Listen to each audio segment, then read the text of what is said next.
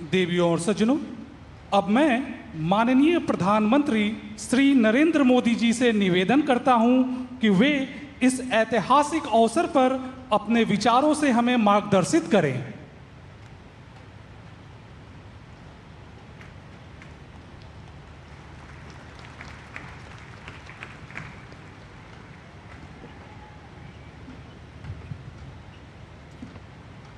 पश्चिम बंगाल के राज्यपाल आर.एन. रवि जी, यहाँ के ऊर्जावान मुख्यमंत्री Suvendu Adhikari ji, chief of naval staff Krishna Swaminathan ji, उपस्थित देवी और सज्जनों, आज का दिन कई मायनों में विशेष है। आज पूरी दुनिया अंतर्राष्ट्रीय योग दिवस मना रही है। मुझे प्रसन्नता है कि इसी अवसर पर मुझे बंगाल की इस महान भूमि पर आने का अवसर मिला। यह वह भूमि है जिसने भारत के विचारों को नई दिशा दी है, जिसने भारत के पुनर्जागरण को गति दी है और जिसने सदियों तक भारत को समुद्र के रास्ते से दुनिया से जोड़ा है। आज इसी धरती पर आत्मनिर्भर भारत, सुरक्षित भारत और विकसित भारत से जुड़ा एक महत्वपूर्ण कार्यक्रम हो रहा है। कुछ देर पहले आईएनएस अग्रय, आईएनएस दूनागिरी और आईएनएस संशोधक को भारतीय नौसेना में शामिल किया गया है। वैसे आज 21 जून को वर्ल्ड हाइड्रोग्राफी डे के रूप में भी मनाया जाता है और ये बहुत ही अद्भुत संयोग है कि आज के दिन हमने भारत का सबसे एडवांस हाइड्रोग्राफी जहाज आईएनएस संशोधक कमीशन किया है।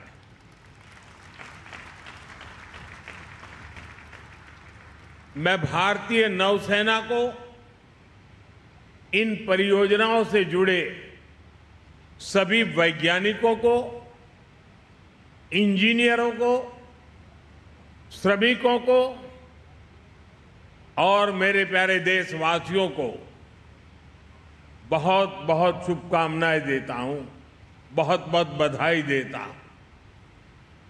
साथियों, दुनिया गवाह है कि मैरीटाइम क्षमता के बिना कोई भी राष्ट्र बड़ी शक्ति नहीं बन सकता। समुद्र से विकास जुड़ा है, सुरक्षा जुड़ी है, समृद्धि जुड़ी है। आज दुनिया का अधिकांश व्यापार समुद्री मार्गों से ही होता है। दुनिया को जोड़ने वाले डेटा के विशाल नेटवर्क समुद्र के नीचे से गुजरते हैं। आने वाले समय में critical minerals, deep sea resources और नई ऊर्जा के स्रोत भी समुद्र से ही जुड़ेंगे। इसलिए जिस देश का समुद्री सामर्थ्य मजबूत होगा, उसका आर्थिक और रणनीतिक प्रभाव भी उतना ही मजबूत होगा। और भारत इस वास्तविकता को अच्छी तरह से समझता है। भारत इसके लिए स्वयं को तैयार कर रहा है और आज का ये दिन इस बात का साक्षी है कि हमारी क्षमता क्या है, हमारा कौशल क्या है। साथियों, कुछ वर्ष पहले जब हमने आईएनएस विक्रांत को राष्ट्र को समर्पित किया गया था, तब भारत ने अपने समुद्री सामर्थ्य के नए अध्याय का उद्घोष किया था। विश्व भर के सामने हमारे सामर्थ्य का वो उद्घोष था।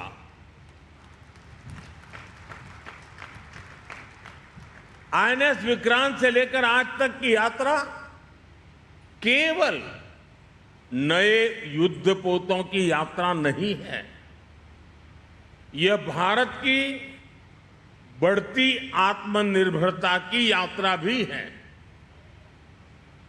आज आईएनएस अग्रय,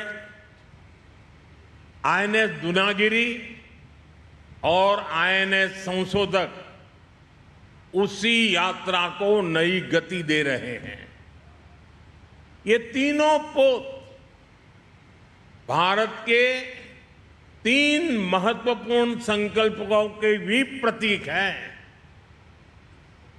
इनका निर्माण भारत में हुआ है, इनकी डिजाइन भारत में तैयार हुई है, इनके निर्माण में भारतीय उद्योगों की प्रतिभा लगी है, भारतीय इंजीनियरों का कौशल लगा है, भारतीय श्रमिकों का परिश्रम लगा है और यही नए भारत की सबसे बड़ी ताकत है।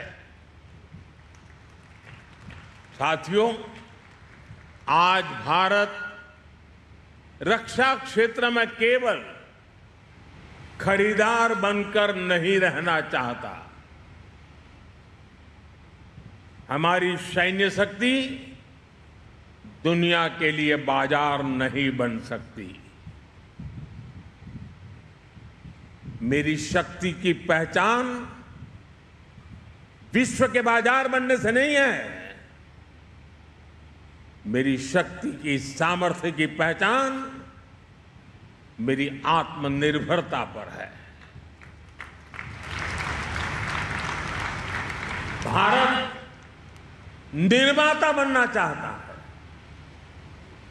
और जिस दिन निर्माता होंगे ना, उस दिन हम निर्णायक भी होंगे। और इस दिशा में तेजी से आगे बढ़ रहा है। बीते वर्षों में 40 से अधिक मेड इन इंडिया युद्धपोत और पनडुब्बियां नौसेना में शामिल हुई है।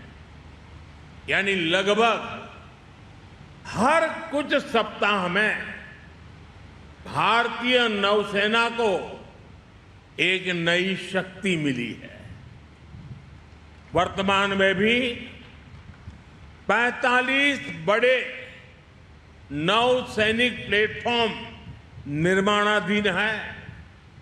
यह केवल संख्या नहीं है, यह भारत की औद्योगिक क्षमता का प्रमाण है।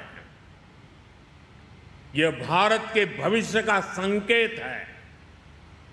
साथियों, आने वाले वर्षों में भारत का मैरीटाइम सेक्टर लाखों नए रोजगार तैयार करने की क्षमता रखता है। यही कारण है कि हम मैरीटाइम सेक्टर को केवल एक सेक्टर, आइसोलेटेड सेक्टर नहीं मानते। हम इसे विकसित भारत के रोजगार इंजन के रूप में देखते हैं। एक आधुनिक जहाज में सैकड़ों टन स्टील लगता है, इलेक्ट्रॉनिक्स लगते हैं, मशीनरी लगती है, हजारों पुर्जे लगते हैं और इन सब के पीछे हजारों कंपनियां काम करती है, यानी हजारों युवाओं को रोजगार भी मिलता है। आज जिन 3 जहाजों की कमीशनिंग हुई है, उनके निर्माण में 200 से अधिक एमएसएमईज ने योगदान दिया है। हम कल्पना कर सकते हैं कि कितनी बड़ी संख्या में इन 200 एमएसएमईज में, इन लघु उद्योगों में रोजगार पैदा हुआ होगा। साथियों, अब समय आ गया है कि भारत समुद्री शक्ति के अगले चरण में प्रवेश करे। इसलिए भारत ने शिप बिल्डिंग के क्षेत्र के लिए एक नई दृष्टि के साथ आगे बढ़ना शुरू किया है। हाल के वर्षों में अनेक पॉलिसी रिफॉर्म्स किए गए हैं। घरेलू निर्माण क्षमता बढ़ाने के लिए विशेष कदम उठाए गए हैं और ship building, ship repair, ship recycling तथा एमआरओ को एक बड़े राष्ट्रीय मिशन के रूप में देखा जा रहा है। साथियों, शिपिंग सेक्टर के लिए 70,000 करोड़ रुपए का जो प्रोत्साहन पैकेज घोषित किया गया है, वह केवल एक आर्थिक निर्णय नहीं है, वह भारत के समुद्री भविष्य में निवेश है, वह भारत के औद्योगिक विस्तार में निवेश है। साथियों, भारत आज अपने पूरे मैरीटाइम इकोसिस्टम को सशक्त बना रहा है। इसलिए आज भारत अपने बंदरगाहों का आधुनिकीकरण कर रहा है, नई क्षमता तैयार कर रहा है, नई कनेक्टिविटी बना रहा है, नदी जलमार्गों का विस्तार कर रहा है, मल्टी मॉडल लॉजिस्टिक नेटवर्क विकसित कर रहा है। सागरमाला जैसे अभियान इसी व्यापक सोच का हिस्सा है। इससे व्यापार की लागत कम हो रही है, उद्योगों को नई गति मिल रही है और तटीय क्षेत्रों में नए अवसर बन रहे हैं। साथियों, एक समय था जब भारत की पहचान दुनिया के सबसे बड़े डिफेंस इंपोर्टर्स, आयातकों में होती रही है। इस निर्भरता के कारण हमारे सामने रणनीतिक और सुरक्षा दोनों तरह की चुनौतियां भी हैं। 2014 में सरकार बनने के बाद हमने स्थिति को बदलने का संकल्प लिया। इसके लिए नीतियों के स्तर पर बड़े रिफॉर्म किए गए, रक्षा क्षेत्र में आत्मनिर्भरता को प्राथमिकता दी गई।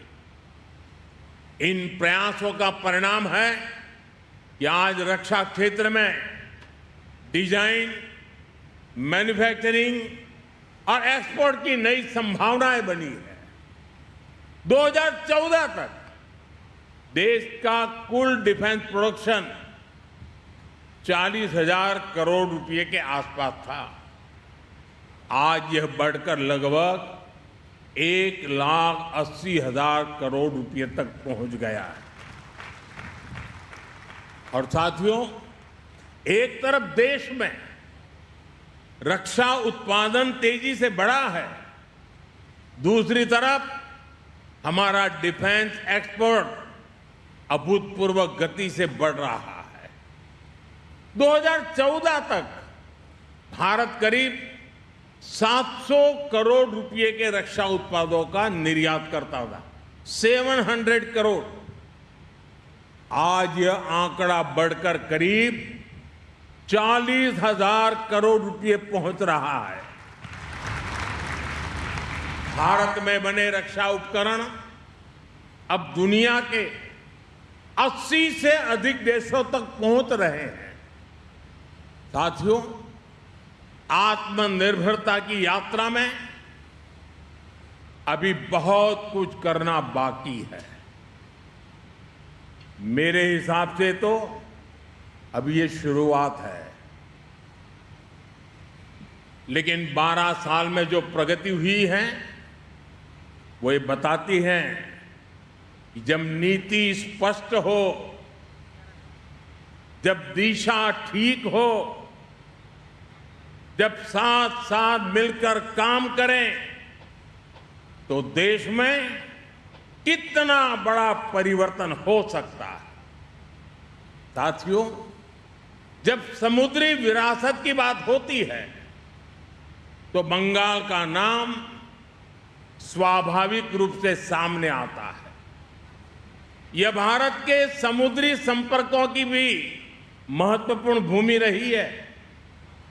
हुगली की धाराओं ने इतिहास को बदलते हुए देखा है, व्यापार के नए अध्याय देखे हैं, विकास की नई यात्राएं देखी है। और संयोग देखिए, ये पोर्ट बंगाल के ही सपूत देश के पहले उद्योग मंत्री डॉक्टर श्यामा प्रसाद मुखर्जी के नाम पर है।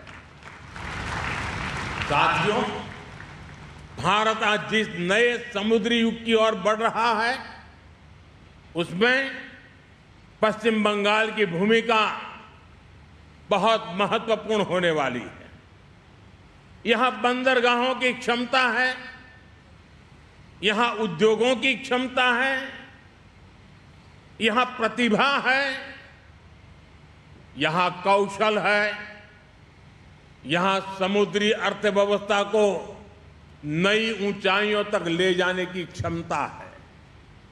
मुझे विश्वास है कि आने वाले वर्षों में पश्चिम बंगाल भारत की blue economy, maritime manufacturing, logistics और कोस्टल डेवलपमेंट का एक महत्वपूर्ण केंद्र बनेगा। साथियों, भारत ने हमेशा से समुद्र को सहयोग का माध्यम माना है, लेकिन भारत ये भी जानता है कि शांति की रक्षा के लिए सामर्थ्य भी उतना ही आवश्यक है। समृद्धि की रक्षा के लिए सुरक्षा आवश्यक है और भविष्य के निर्माण के लिए आत्मनिर्भरता अनिवार्य है। आज आईएनएस अग्रय, आईएनएस दुनागिरी और आईएनएस संशोधक इसी भावना के प्रतीक बनकर भारतीय नौसेना में शामिल हुए हैं। ये उस भारत के प्रतीक है जो 21वीं सदी में अपने सामर्थ्य को पहचान रहा है, जो अपनी क्षमताओं पर विश्वास कर रहा है और जो दुनिया के सामने नए आत्मविश्वास के साथ तेज गति से, ऊर्जा से भरे हुए संकल्प के साथ निरंतर आगे बढ़ रहा है। साथियों, इस शुभ अवसर पर मैं नेवी के सभी साथियों को, देशवासी के सभी साथियों को अनेक अनेक शुभकामनाएं देता हूं। मैं एक बार फिर भारतीय नौसेना को, सभी वैज्ञानिकों, इंजीनियरों, श्रमिकों और देशवासियों को हृदयपूर्वक बहुत बहुत बधाई देता हूं। धन्यवाद।